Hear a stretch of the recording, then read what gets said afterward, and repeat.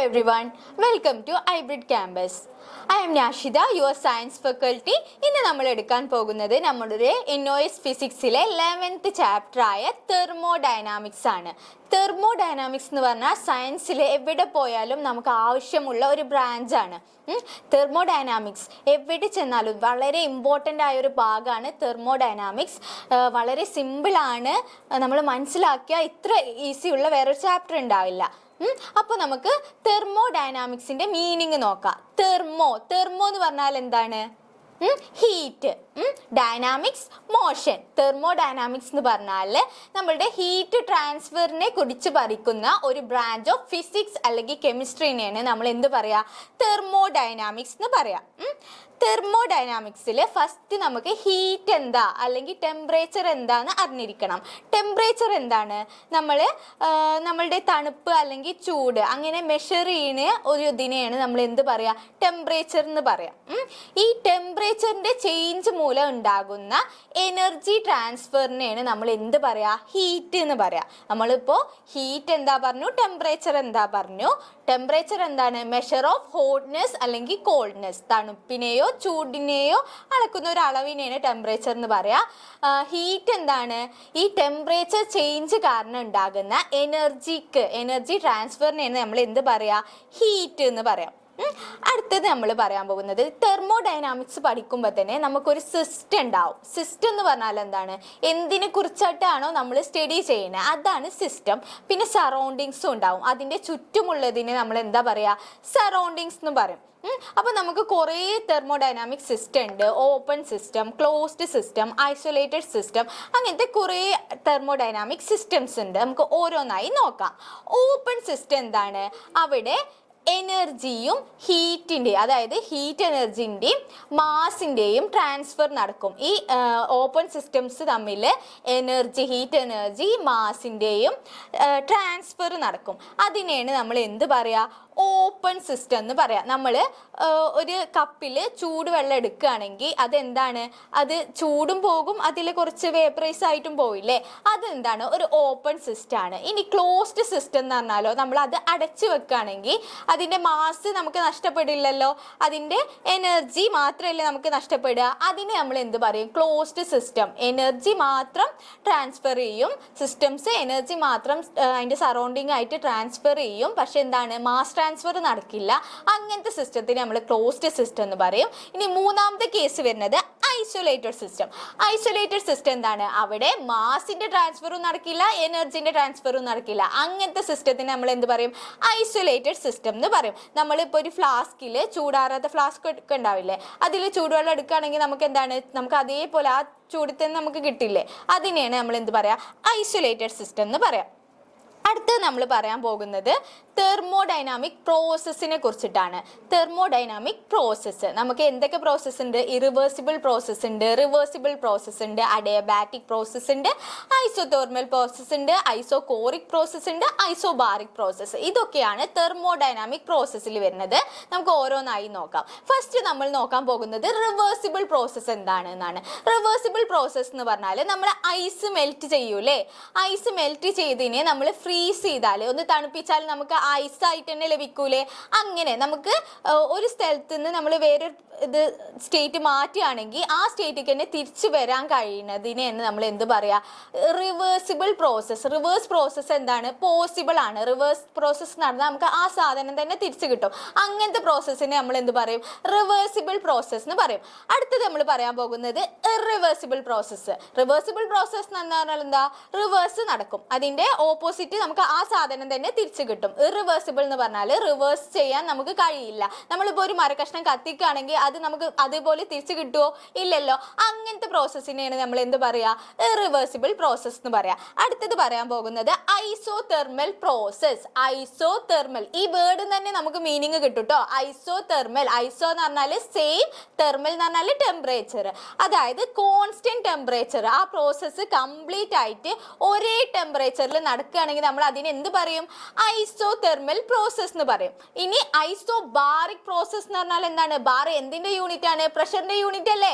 Isobaric. ഐസോ പറഞ്ഞാൽ same, baric അതായത് same പ്രഷറിൽ through out ആ പ്രോസസ്സ് നടക്കുകയാണെങ്കിൽ നമ്മൾ അതിനെ എന്ത് പറയും? ഐസോബാറിക് പ്രോസസ് എന്ന് പറയും.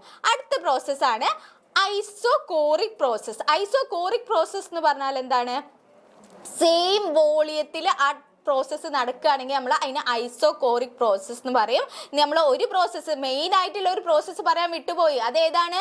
Adiabatic process. അഡിയബാറ്റിക് പ്രോസസ് എന്ന് പറഞ്ഞാൽ ത്രൂ ഔട്ട് അതിൻ്റെ ഹീറ്റ് എന്തായിരിക്കും? ചേഞ്ച് സംഭവിക്കില്ല. ഹീറ്റിന് ഒരു ചേഞ്ചും സംഭവിക്കില്ല, കോൺസ്റ്റന്റ് ഹീറ്റ് ആയിരിക്കും. അങ്ങനത്തെ പ്രോസസ്സിനെ നമ്മൾ എന്ത് പറയും? അഡിയബാറ്റിക് പ്രോസസ് എന്ന് പറയും. അടുത്തത് സൈക്ലിക് പ്രോസസ്. സൈക്ലിക് പ്രോസസ് എന്ന് പറഞ്ഞാൽ ഒരു സൈക്കിളായിട്ട് അത് തുടങ്ങുന്ന സ്ഥലത്ത് തന്നെ തിരിച്ച് എത്തുകയാണെങ്കിൽ അതിനെ നമ്മൾ എന്ത് പറയും? സൈക്ലിക് പ്രോസസ് എന്ന് പറയും.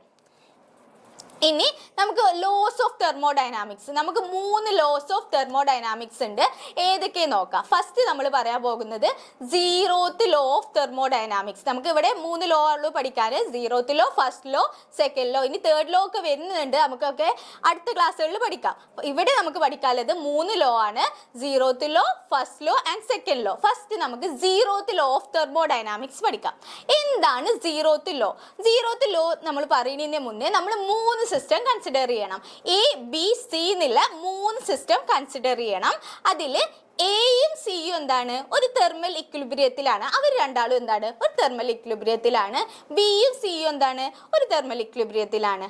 എയും സിയും തെർമൽ ഇക്വിലിബ്രിയത്തിലാണ്, ബിയും സിയും തെർമൽ ഇക്വിലിബ്രിയത്തിലാണെങ്കിൽ എയും ബിയും എന്തായിരിക്കും? ഒരു തെർമൽ ഇക്വിലിബ്രിയത്തിലായിരിക്കും എന്നാണ് 0th ലോ ഓഫ് തെർമോഡൈനാമിക്സ് പറയുന്നത്.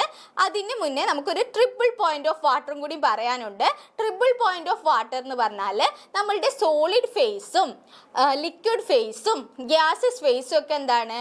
ഒരു ടെമ്പറേച്ചറിൽ എക്സിസ്റ്റ് ചെയ്യുകയാണെങ്കിൽ ആ യുണീക്ക് ടെമ്പറേച്ചറിനെയാണ് നമ്മൾ എന്ത് പറയുക? Triple point of water. അങ്ങനത്തെ പോയിന്റിനെ നമ്മൾ പറയാം ട്രിപ്പിൾ പോയിന്റ്. അല്ലെങ്കിൽ വാട്ടറിന്റെ കേസിലാണെങ്കിൽ അത് ട്രിപ്പിൾ പോയിന്റ് ഓഫ് വാട്ടർ. നമ്മൾ 0th ലോ പറഞ്ഞു. എന്താണ്? എയും സിയും പിന്നെ ബിയും സിയും തെർമൽ ഇക്വിലിബ്രിയത്തിലാണെങ്കിൽ എയും ബിയും എന്തായിരിക്കും? തെർമൽ ഇക്വിലിബ്രിയത്തിലായിരിക്കും. അടുത്തത് നമ്മൾ പറയാൻ പോകുന്നത് വളരെ ഇമ്പോർട്ടൻ്റ് ആയ തെർമോഡൈനാമിക്സിലെ ഒരു ഇമ്പോർട്ടൻ്റ് ലോ ആണ് ഫസ്റ്റ് ലോ ഓഫ് തെർമോഡൈനാമിക്സ്. അതിന് മുന്നേ നമുക്ക് ഇന്റേണൽ എനർജി എന്താണ് അറിയണം. നമുക്ക് ഇന്റേണൽ എനർജി 2 ടൈപ്പ് ഉണ്ട്. ഇന്റേണൽ കൈനറ്റിക് എനർജി ഉണ്ട്, ഇന്റേണൽ പൊട്ടൻഷ്യൽ എനർജി ഉണ്ട്. ഇന്റേണൽ കൈനറ്റിക് എനർജി എന്ന് പറഞ്ഞാൽ total kinetic energy of the molecule of A system. ഒരു സിസ്റ്റത്തിലെ മോളിക്യൂൾസിന്റെ ടോട്ടൽ കൈനറ്റിക് എനർജിനെയാണ് നമ്മൾ എന്ത് പറയാ? ഇന്റേണൽ കൈനറ്റിക് എനർജി എന്ന് പറയാ. അടുത്തത് internal potential energy. Internal potential energy എന്ന് പറഞ്ഞാൽ ഇന്റർ മോളിക്കുലർ ഫോഴ്സ് കൊണ്ടുണ്ടാകുന്ന എനർജിക്കാണ് നമ്മൾ എന്ത് പറയാ? ഇന്റേണൽ പൊട്ടൻഷ്യൽ എനർജി എന്ന് പറയാ. Internal kinetic energy plus internal potential എനർജിയാണ് എന്ത്? നമ്മളുടെ ടോട്ടൽ ഇന്റേണൽ എനർജി. അടുത്ത് നമുക്ക് നമ്മുടെ ഫസ്റ്റ് ലോയിലേക്ക് തന്നെ പോകാം. ഫസ്റ്റ് ലോ എന്ന് പറഞ്ഞാൽ law of conservation of energy ആണ്. എന്താണ് law of conservation of energy? Energy can neither be created nor B destroyed. Energy എന്താണ്? ഉണ്ടാക്കാനും പറ്റില്ല, ഡിസ്ട്രോയ് ചെയ്യാനും പറ്റില്ല. അതെന്താണ്? ഒരു ഫോമിൽ നിന്ന് മറ്റൊരു ഫോമിലേക്ക് ചേഞ്ച് ചെയ്യാനേ പറ്റുകയുള്ളൂ. ഇവിടെ നമ്മൾക്ക് ഒരു ഇക്വേഷൻ ഉണ്ട്. Delta U equals to delta Q minus delta W. ഇവിടെ എന്താ പറയുന്നത്? ഡെൽറ്റ യു എന്ന് പറഞ്ഞാൽ നമ്മളുടെ ഇന്റേണൽ എനർജിയാണ്, ഡെൽറ്റ ക്യൂ എന്ന് പറഞ്ഞാൽ നമ്മളുടെ ഹീറ്റ് ആണ്, മൈനസ് ഡെൽറ്റ ഡബ്ല്യു നമ്മളുടെ വർക്കാണ്. ഇവിടെ ചേഞ്ച് ഇൻ ഇന്റേണൽ എനർജി നമ്മളുടെ ഹീറ്റിനും വർക്കിന്റെയും സമ്മിന് ഈക്വൽ ആണ് എന്നാണ് ഫസ്റ്റ് ലോ ഓഫ് തെർമോഡൈനാമിക്സ് പറയുന്നത്. Delta U equals to delta Q minus delta W. അടുത്തത് നമ്മൾ സെക്കൻഡ് ലോ ഓഫ് തെർമോഡൈനാമിക്സ് എന്താ പറയാ? സെക്കൻഡ് ലോ തെർമോഡൈനാമിക്സ് വളരെ സിമ്പിൾ ആണ്. ഇതിന്റെ ഡെഫിനിഷൻ വരുന്നത് the entropy of the universe continuously increases. Entropy എന്താണ്? ഇൻക്രീസ് ആയിക്കൊണ്ടേ ഇരിക്കുകയാണ്. എൻട്രോപ്പിന്റെ മീനിങ് ഇത്രയേ ഉള്ളൂ, ഡിഗ്രി ഓഫ് ഡിസോർഡർ അല്ലെങ്കിൽ ഡിഗ്രി ഓഫ് റാൻഡംനെസ്. അതൊരു ഡിസോർഡറിനെ സൂചിപ്പിക്കുന്നതാണ് എൻട്രോപ്പി. സെക്കൻഡ് ലോ ബേസ് ചെയ്തിട്ട് it is impossible for any system to absorb a heat and convert completely into work. ഒരു സിസ്റ്റത്തിന് ഹീറ്റ് അബ്സോർബ് ചെയ്തിട്ട് അത് കംപ്ലീറ്റ് ആയിട്ട് എന്താണ്?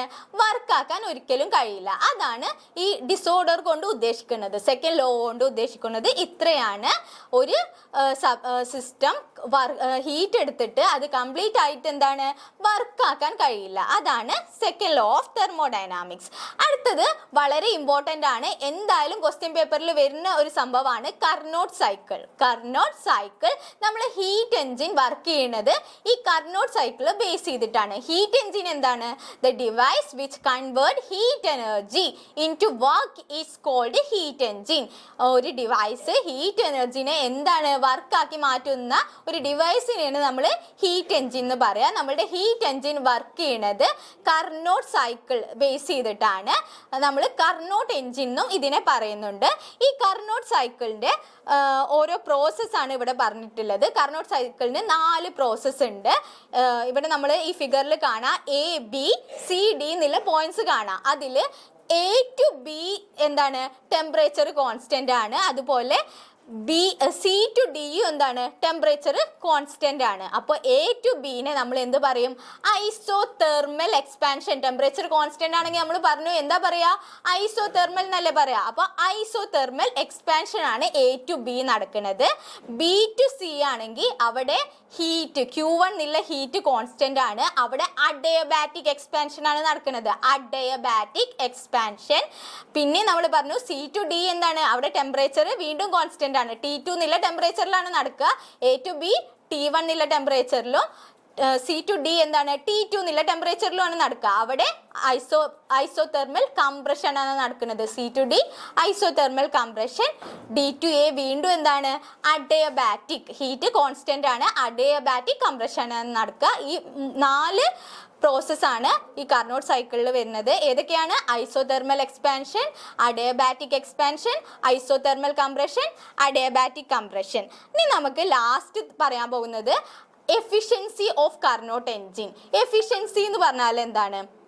എത്രത്തോളം ഇപ്പോൾ നമ്മൾ ഒരു ഹീറ്റ് എടുത്തിട്ട് വർക്കാക്കി മാറ്റുകയാണെങ്കിൽ എത്രത്തോളം ഹീറ്റിനെ നമ്മൾ വർക്കാക്കി മാറ്റി അതിന് പറയുന്നതാണ് എഫിഷ്യൻസി. ഒരു ഹീറ്റ് എഞ്ചിന് എത്ര ഹീറ്റിനെ വർക്കാക്കി മാറ്റി അതാണ് അതിൻ്റെ എഫിഷ്യൻസി എന്ന് പറഞ്ഞാൽ. അത് ഡിനോട്ട് ചെയ്യുന്നത് ഈറ്റ എന്നുള്ള ലെറ്റർ വെച്ചിട്ടാണ്. നമുക്ക് സെക്കൻഡ് ലോ ഓഫ് തെർമോഡൈനാമിക്സ് വെച്ചിട്ട് അറിയാം എന്താണ് ഒരു ഹീറ്റും, അതായത് ഒരു സിസ്റ്റവും കംപ്ലീറ്റ് ഹീറ്റിനെ വർക്കാക്കി മാറ്റൂല. അപ്പോൾ നമുക്ക് അവിടെ 100% എഫിഷ്യൻസി പോസിബിൾ അല്ല. ഇതാണ് നമ്മളുടെ തെർമോഡൈനാമിക്സിൻ്റെ ബേസ്. ഇപ്പോൾ നമ്മൾ എന്തൊക്കെ പറഞ്ഞു? തെർമോഡൈനാമിക്സ് എന്താന്ന് പറഞ്ഞു, സിസ്റ്റം എന്താ പറഞ്ഞു, സറൗണ്ടിങ് എന്താ പറഞ്ഞു, നമ്മൾ കുറേ സിസ്റ്റംസ് പഠിച്ചു. ഓപ്പൺ സിസ്റ്റം, ക്ലോസ്ഡ് സിസ്റ്റം, അങ്ങനത്തെ കുറേ സിസ്റ്റംസ് പഠിച്ചു. പിന്നെ ഓരോ ലോസ് പഠിച്ചു. എന്തൊക്കെ ലോ? 0th ലോ പറഞ്ഞു, ഫസ്റ്റ് ലോ പറഞ്ഞു, സെക്കൻഡ് ലോ പറഞ്ഞു, ലാസ്റ്റ് കർനോട്ട് സൈക്കിളും പറഞ്ഞു. ഇതാണ് നമ്മളുടെ തെർമോഡൈനാമിക്സിൻ്റെ ബേസിസ് ലെസൺ. സോ ഇത് വളരെ ഇമ്പോർട്ടൻ്റ് ആണ്, മനസ്സിലാക്കിയ വളരെ സിമ്പിൾ ആയിട്ടുള്ള ഒരു ലെസൺ ആണ്. എന്തായാലും എക്സാമിന് 100% ഷുവർ ആയിട്ട് വരുന്ന ഒരു ക്വസ്റ്റ്യൻ ആണ് കർനോട്ട് സൈക്കിൾ. സോ എല്ലാവരും നന്നായിട്ട് പഠിക്കുക. Thank you.